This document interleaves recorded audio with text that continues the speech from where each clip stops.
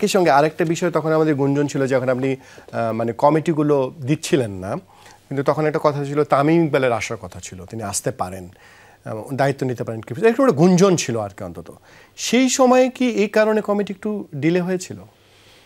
এটা সত্যি কথা। ক্রিকেট অপারেশন তামিমকে আমি খুব ভালোভাবে চেয়েছিলাম, বিকজ আপনি জানেন তামিম মানে he is a brand ambassador of Bangladesh cricket. I mean like brand, not Bangladesh, internationally.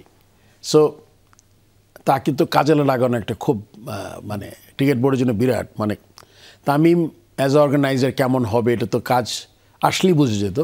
But এটা কিন্তু বুঝতে পেরেছিলাম আমি যে ও যদি ক্রিকেট অপারেশনসের মতো জায়গায় আসতো তাহলে কিন্তু আপনার কাজ তো করবে যারা আছে, সব ট্যুর করবে, এই করবে, বাট তামিম একটা ফোন করবে একটা পার্টিকুলার দেশকে, ফোন করার পরে তার সাথে কথা বলবে, যে কাজটা আমি পরে দিয়ে করার চেষ্টা করেছি, এবং তার পরিচিত সবার সাথে আছে, বলবে যে আমরা একটা আউটসাইড এফটিভি একটা ট্যুর করতে চাই, একটা ট্রাই নেশন করতে চাই। সো ওকে আমরা কিন্তু খুব ভালোভাবে কাজে লাগাতে পারতাম।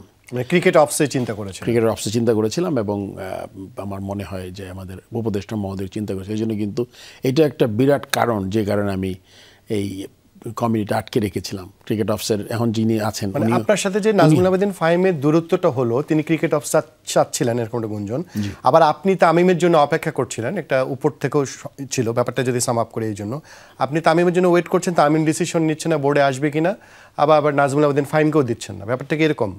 হ্যাঁ, তামিম আসলে চিন্তা করছিল, মানে প্রথম ইনিশিয়ালি ছিল হলে এরকম ব্যাপারটা, আমি এবং ক্রীড়া উপদেষ্টা মহোদয় দুজনেই চিন্তা করছিলাম তামিম খেলুক আর একটু।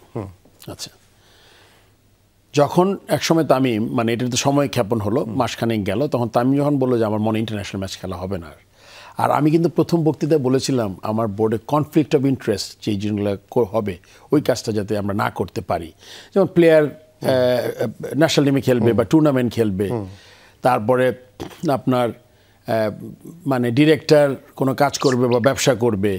সো এগুলো আমি প্রথম আমার ইয়েতেই আমি ক্লিয়ার করেছিলাম সবাইকে যে এই জায়গার থেকে আমরা বেরোয় আসতে চাই যাতে সমালোচনা কম হয়। সো ওইভাবে কেটেছে, তাতে করে দূরত্ব বেড়েছে। এখন যে ক্রিকেট অপারেশনস চেয়ারম্যান, তারপরে এক সময় বুঝতে পারলাম যে তামিম আসবে না, তখন যখন আমি কমিটি দিলাম, অ্যান্ড এর মধ্যে অনেকে আমার কাছ থেকে চেয়ে কমিটি নিয়েছে, বলেছে যে আমাকে এটাতে আমি ভালো, এটা করলে খুব ভালো হয়, এখানে আমাকে দেওয়া যেতে পারে। সো এগুলো চলছিল আর কি, অ্যান্ড অফারও পাচ্ছিলাম যদি আমি যারা চলে গেছে তাদের সাথে যদি আমি কথা বলি বা মিশে যাই, তাহলে আমার লাইফটা অনেক ইজি হবে। মানে আগের কমিটির যারা ছিলেন, আগের কমিটি যারা ছিলেন, মানে দুবাইতে অনেকের সাথে যারা দেখা করেছেন, মিটিং করেছেন এবং রেগুলার যোগাযোগ করতেন, রেগুলার যোগাযোগ করেন, রেগুলার করতেন, তো তাদের থেকে অফার। ফাহিম সিনেমাকে অনেকবার বলেছে, মানে একাধিকবার 20-30 বার বলেছে একটু কথা বলেন, আমার ফোন দিয়ে ফোন করেন, কথা বলেন। মানে বিসিবি সভাপতি নাজমুল হাসান পাপনের সঙ্গে না, তার যে কাছের লোক ছিল তার সাথে, IH মল্লিক। জি। সো তো আমি চিন্তা করছিলাম আমার জন্য বেস্ট অপশন ছিল কিন্তু ওইটাই, তাহলে কিন্তু আর এত কিছুর পড়তে হতো না, পুরা হ্যাপি ফ্যামিলি।